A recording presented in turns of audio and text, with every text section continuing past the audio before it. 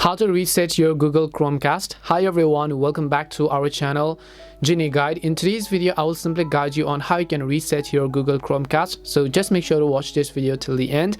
The process to reset our Google Chromecast is fairly easy. Now first of all, if your Google Chromecast is already connected with the Google Home application, you will be able to reset it from the application, right? But if it is not connected with the application, then you can reset it from a Google Chromecast device itself, which that little device you get. You can just reset it by pressing the button. So let me move back to the back of my TV to show you how it's done. So basically here you can see that I am on the back of my TV and my Chromecast is still actually connected. So you want to make sure that your Chromecast is connected to HDMI and your Chromecast is also receiving power supply from the USB port, right?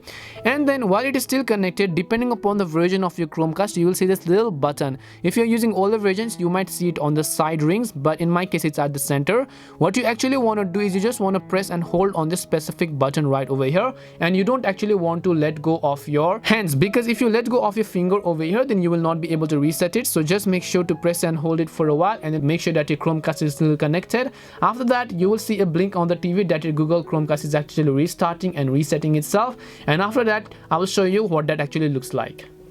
So basically on my screen I already saw a tab that says erasing or factory resetting, and after you see that tab, your Chromecast is pretty quick in trying to figure out itself, and then you will be able to go ahead and then set up your Chromecast all over again. That's simply how you can go ahead and then reset your Chromecast. We hope the video was really helpful, and if it did help you, then make sure to leave a like and subscribe to the channel. If you have any questions, feel free to leave them down.